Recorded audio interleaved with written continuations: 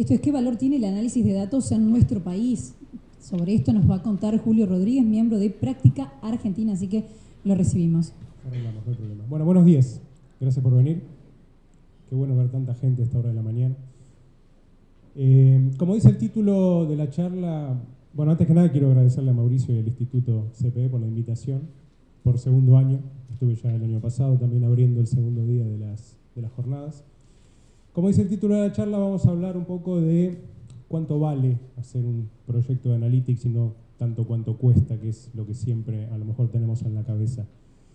Y les voy a contar un caso concreto y un caso que les va a resultar cercano, porque se trata de una empresa uruguaya, a pesar de que el trabajo lo hicimos entre Práctica Uruguay y Práctica Argentina.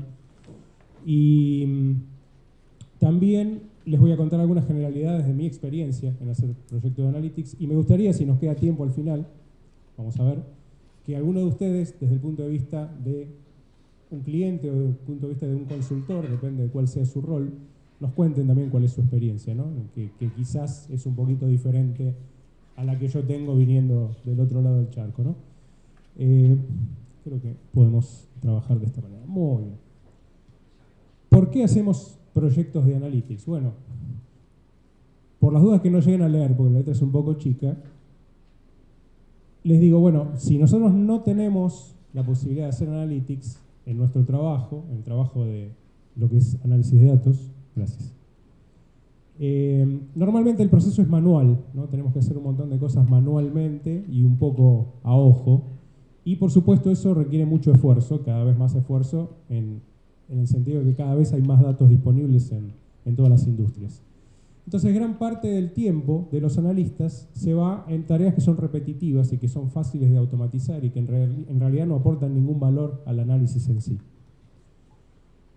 Obviamente, a medida que vamos aumentando la cantidad de datos, se va haciendo prácticamente imposible seguir analizándolos a mano o con un Excel, por ejemplo, que es lo más común en las empresas hoy en día. No hay manera de hacer un modelo predictivo, o no es que no hay manera, pero sí, digamos, es más complicado. Se puede hacer modelos predictivos, se vienen haciendo en estadística durante muchos años, pero no al nivel que lo podemos hacer si hacemos Analytics. Es muy difícil hacer correlaciones entre más de dos variables, porque, digamos, si no aplicamos una técnica mucho más avanzada no podemos hacerlo. Y, sobre todo, el conocimiento se va perdiendo, ¿no? Es muy común escuchar en una empresa: sí, aquel dato lo tenía tal persona, pero se fue hace 2 años y nadie sabe qué pasó. ¿Sí? Entonces, como no hay una forma sistemática de hacer análisis de datos, eso se va perdiendo. Si tenemos la posibilidad de hacer Analytics, tenemos un proceso continuo, repetible y que se puede medir. ¿Sí? Se puede saber cuál es el riesgo y hacer una proyección comercial de qué beneficios nos va a dar ese análisis. Filtramos un 80% de casos que encontramos en los datos, que son obvios, ¿no? Que la gente ya sabe que están ahí, pero que los separamos porque no nos interesan. ¿Sí? Y por supuesto vamos al análisis más detallado de lo que es interesante. Optimizamos el tiempo de los analistas, que ya no hacen cosas repetitivas todo el tiempo, sino que realmente se dedican a pensar, ¿no? A desarrollar nuevas ideas sobre cómo analizar los datos y cómo sacarle el jugo a esos datos y cómo interpretarlos. Podemos hacer modelos predictivos, podemos mirar los KPI, evaluar si hay algún desvío de lo que nosotros creemos que es lo correcto, ver correlaciones entre todas las variables al mismo tiempo y aprendemos, por supuesto, del pasado, ¿no? Tenemos una forma repetible de hacer las cosas. Entonces vamos a un ejemplo directamente. Les voy a hablar, no les voy a decir qué compañía es, pero les voy a decir que es una compañía que opera en Uruguay hace 25 años. Si yo hubiera puesto el Uruguay, se darían cuenta que soy uruguayo y no argentino, pero bueno, está claro, ¿no? Por eso puse en Uruguay. Su principal objetivo es producir madera de eucalipto para la industria celulosa. Probablemente ya van adivinando de qué empresa se trata. Tienen un promedio de materia prima cosechada de 3,6 millones de metros cúbicos por año. Plantan 35 millones de plantines nuevos, ¿sí? Cada año también, para reponer los árboles que van cortando. Y producen 1,3 millones de toneladas de celulosa. Eso representa, en lo que tengo entendido, en lo que dicen ellos, 1,4% del PBI de Uruguay. De nuevo, ¿no? Yo estos números en Argentina los puedo decir impunemente, corríjanme si hay algo que no les suena. Y producen también su propia electricidad. Lo que hacen es aprovechar los restos de la madera que no pueden producir, que no pueden utilizar para producir celulosa, perdón, y con eso producen electricidad. Y ellos dicen que es el 8% del total de la generación de Uruguay, de electricidad. ¿Cuál es el problema que tiene esta empresa? Bueno, obviamente el arbolito crece, llega un momento que está listo para cortarlo, lo corto y tengo que dejarlo secar un tiempo, ¿sí? Porque justamente la madera recién cortada tiene humedad y hay algo que se llama oreo, que no tiene nada que ver con las galletitas, no se confundan. El oreo significa eso, justamente, apilo los troncos al costado de la ruta, probablemente cerca del bosque donde los corté, y los dejo secar un tiempo. Los tengo que dejar secar, pero no tanto, porque hay una parte del proceso de la celulosa que requiere de que la madera siga húmeda todavía. Entonces, no tanto es algo que hay que medir de alguna manera.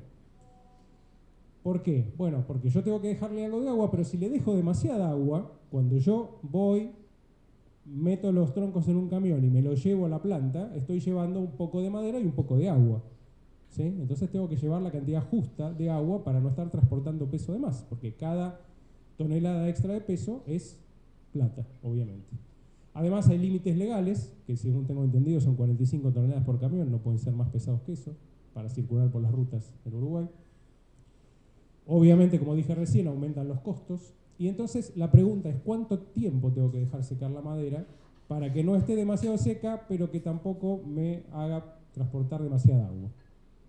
¿Cuál es la cantidad de humedad óptima? Para hacer esto, bueno, teníamos diferentes datos que nos proveyó la empresa. Ellos toman muestras de madera cada vez que llega un camión o varios camiones, toman alguna muestra y miden la cantidad de humedad. Lo que hacen es sumergir el tronco en agua, usan el principio de Arquímedes, ¿no? El que cuando lo descubrió dijo Eureka, y dicen que salió corriendo de la bañera, pero es mentira porque en esa época no se bañaban mucho. Entonces miden qué cantidad de agua tiene la madera, obviamente hacen un muestreo, no pueden medir todos los troncos, y tenían en ese momento 5 años de datos, entre 2012 y 2016. Tenían el valor de la densidad, que es proporcional a la cantidad de agua, para diferentes muestras. Tienen diferentes tipos de árboles también, tienen diferentes bosques que van a dar diferentes densidades, entonces también teníamos los datos del bosque, la especie de eucalipto, en qué mes se cosecha, porque no es lo mismo dejarlo secar en invierno que dejarlo secar en verano, por supuesto. Cuánto tiempo lo dejaron secar, la longitud de la madera, que también influye en el secado, y algunos otros datos sobre el transporte que después nosotros vimos que no eran relevantes. El trabajo fue justamente relacionar ese valor de densidad de la humedad con el resto de las variables y ver si nosotros podemos predecir cuál es la humedad óptima, o sea, cuál es el tiempo óptimo para dejarlo secar para que la humedad sea la óptima. O, bueno, exactamente eso que acabo de decir.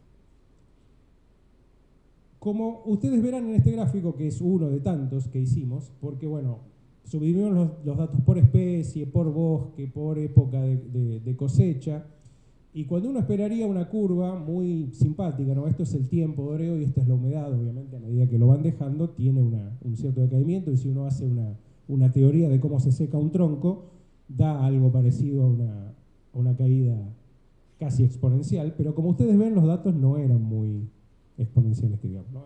Había mucho ruido. Entonces, bueno, hicimos todo aplicamos una serie de técnicas estadísticas para suavizar estas curvas, y en vez de quedarnos con estos puntos, nos quedamos con las curvas medias, ¿no? con cierto error que está marcado en gris acá.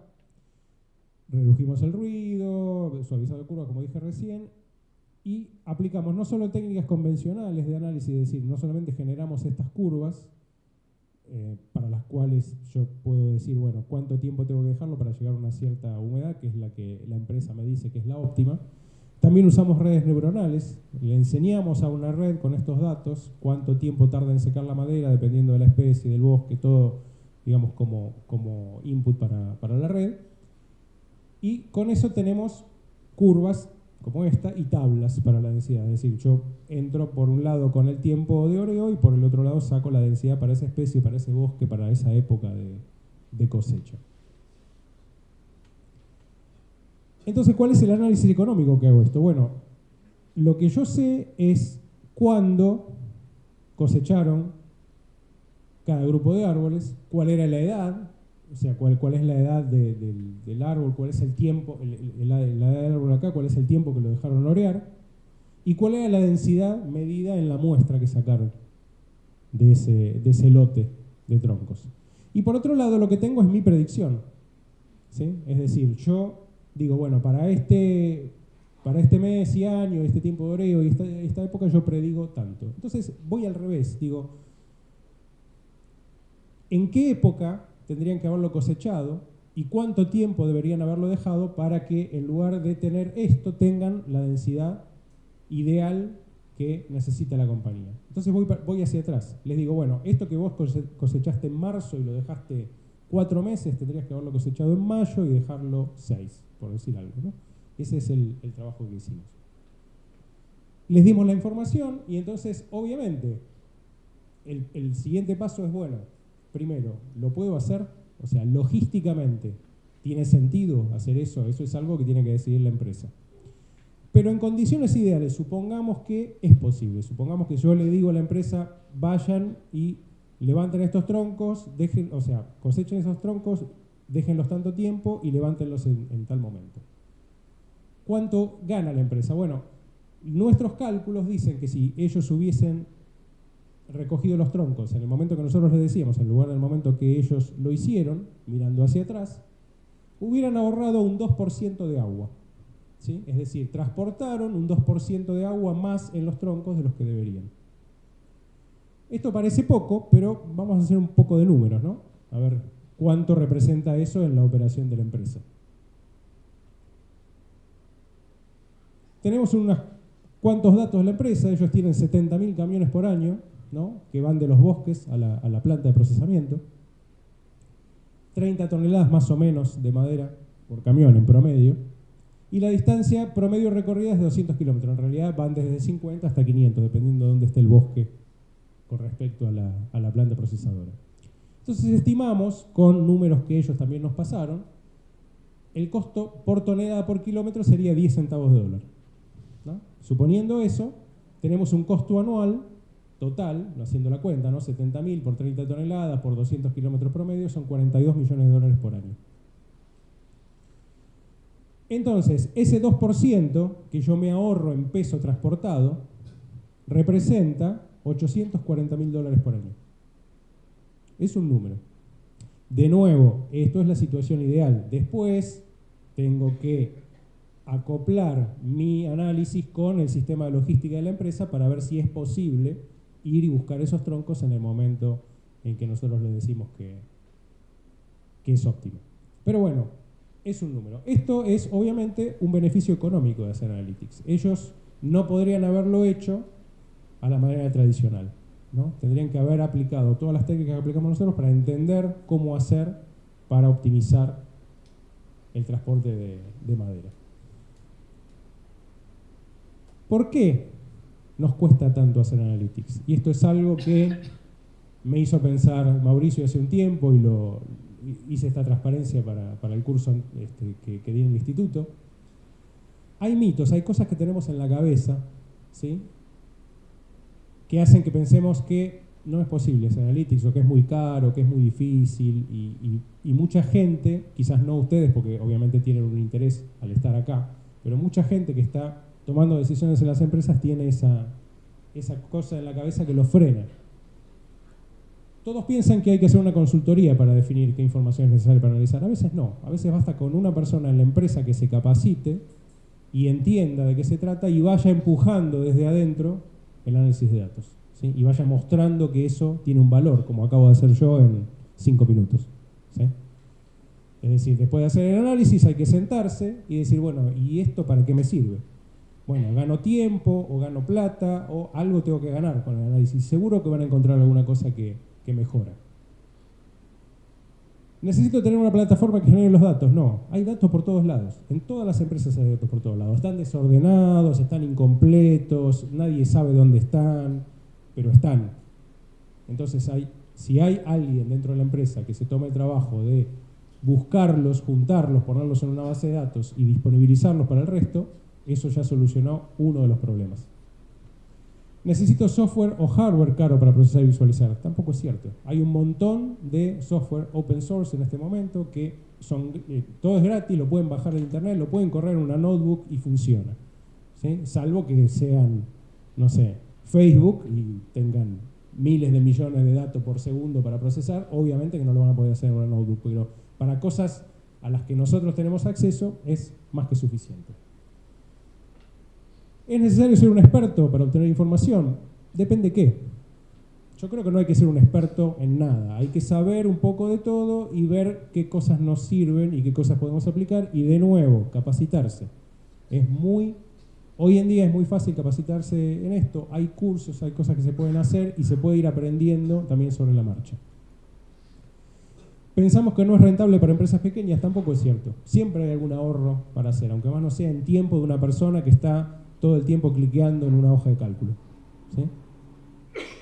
Y también pensamos que el análisis lleva mucho tiempo, y no siempre es cierto. Depende del análisis que queramos hacer, depende de cómo lo encaremos, y depende de cómo nos vayamos poniendo diferentes objetivos, por ahí de más corto plazo, para llegar al objetivo final.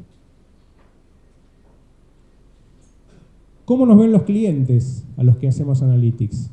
Bueno, muchas veces la primera reacción del cliente es, siempre lo hicimos así, ¿para qué vamos a cambiar? No hace ninguna falta cambiar nada, yo no tengo ningún problema. La verdad es que siempre hay un problema, siempre hay algo que se puede mejorar. A lo mejor no es un problema, a lo mejor es algo que se puede mejorar. Pero la primera actitud del cliente siempre es un poco esto. Entonces nosotros vamos, le explicamos, le contamos casos de éxito, les mostramos cosas que se hacen en otros lugares, y de repente pasamos a ser los magos que le van a solucionar el problema. No, porque estos pibes son geniales. Vienen, agarran los datos y de golpe nos solucionan todos los problemas de la empresa. No va a funcionar de esa manera. No hay manera de que sea así. Entonces, no somos magos. La segunda etapa es pasar a decir, bueno, está bien, no nos van a solucionar todos los problemas de la empresa, pero son gente muy inteligente. Entonces, seguramente van a poder, cualquier cosa que yo le tire, cualquier problema que yo le tire, lo van a poder solucionar. Tampoco es cierto. Hay cosas que no se pueden solucionar, no porque no sepamos cómo solucionarlo. No los podemos solucionar porque o no están los datos, o no están los datos correctamente, ¿sí? O los datos están mal. Ustedes saben que hay muchas veces que los datos están, y eso es mucho más peligroso que no estén. Si no están, no están, pero si están y están mal, nos llevan seguramente a un resultado que es erróneo. Tampoco somos genios, tampoco podemos solucionar todo.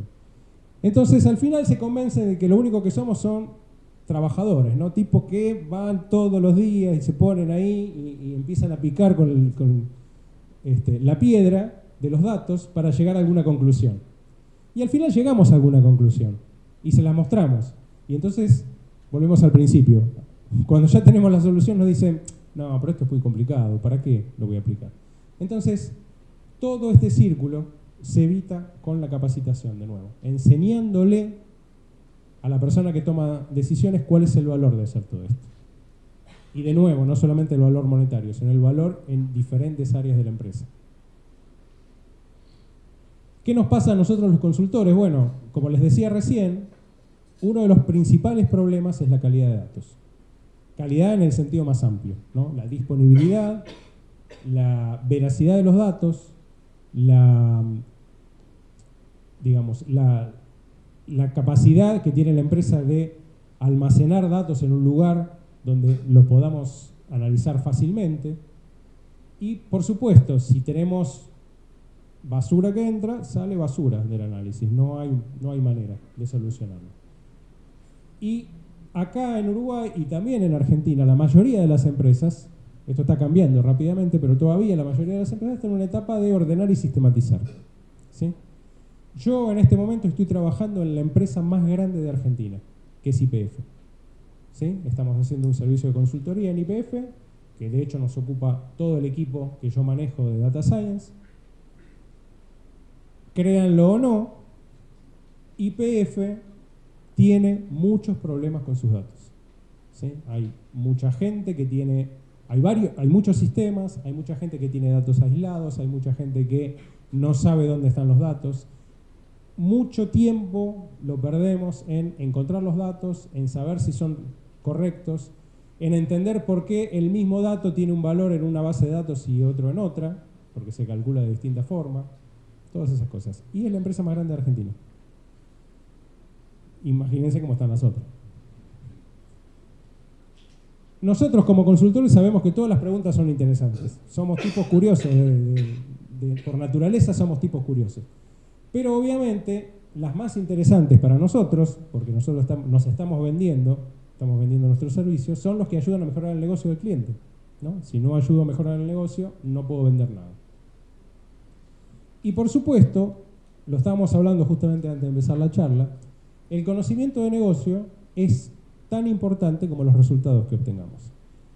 Cada vez que yo me enfrento con un problema nuevo en una industria que no conozco, sé que puedo analizar los datos, sé que puedo tener un resultado, pero muchas veces no puedo interpretar ese resultado. Necesito un experto del otro lado, es decir, ¿qué quiere decir tengo un experto del otro lado? La empresa tiene que aceptar que esa persona dedique su tiempo, que lo considera tiempo de trabajo, no lo puede hacer en su tiempo libre, ¿no? Después, cuando terminó su tarea de 8 horas, quedarse 1 hora más con el consultor para contarle cuál es su interpretación. Tiene que considerarlo tiempo de trabajo. Tiene que haber disponibilidad, tiene que haber voluntad de hacerlo, y esa persona es la que interpreta los resultados mejor que el consultor, porque yo no puedo ser experto en perforación de petróleo en 6 meses. Es imposible. Ni en geología. Entonces necesito a alguien del otro lado que me diga, no, mira, esto que te está dando no puede ser, fíjate por otro lado, o esto sí puede ser, pero vamos a ver qué otra cosa da con este otro set de datos que tengo y que te puedo acercar. Y por supuesto, es muy importante tener en cuenta las visualizaciones. Desde el primer momento en que empezamos a hacer análisis. Nosotros empezamos haciendo cosas muy simples, tipo gráficos, histogramas, cosas que nos muestran cómo están los datos, hasta cosas mucho más complejas como un tablero, ¿no? Al final, un tablero para que la persona que tiene que tomar la decisión tenga la información disponible. ¿Cuánto tiempo me queda? No sé. ¿Menos 3 minutos? Bueno.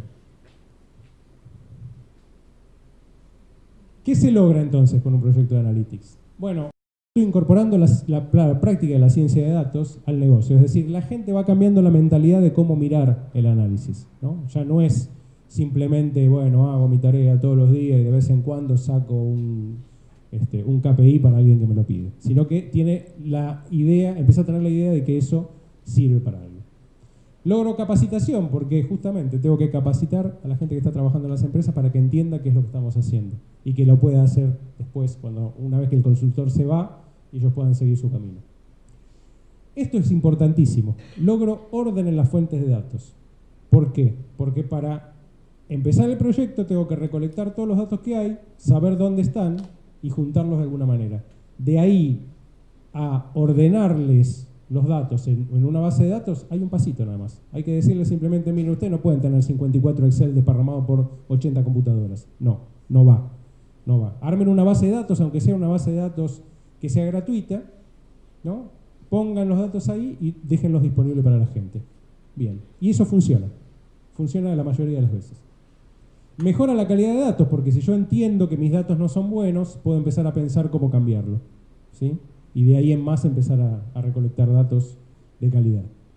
Puedo hacer análisis histórico, por lo que decíamos antes, porque voy a tener trazabilidad hacia atrás en lo que fui haciendo, repetitividad y mayor control. Aprendo a usar tableros.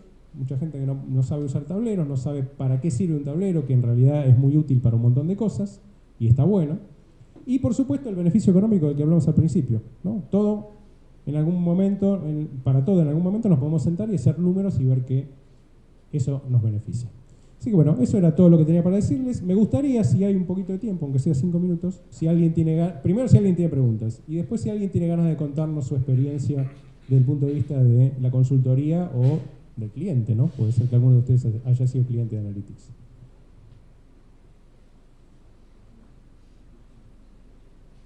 Sí, tiene razón Mauricio, están tímidos.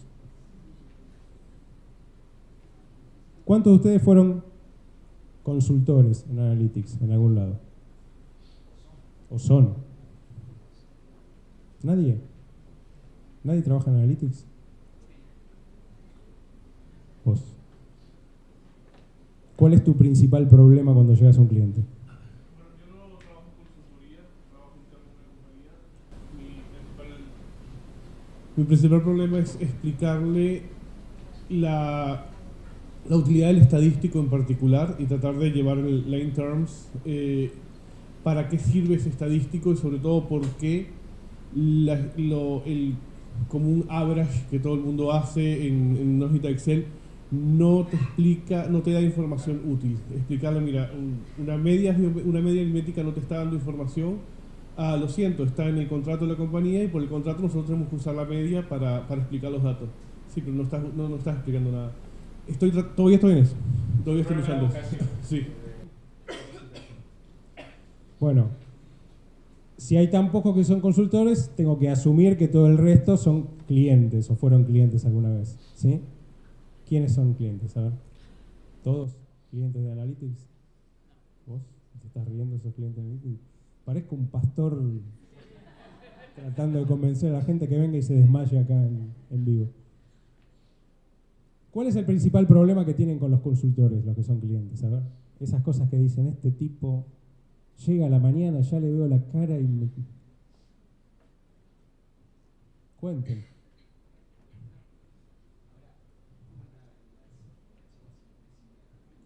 Bueno, buenísimo. Bueno, muchas gracias entonces.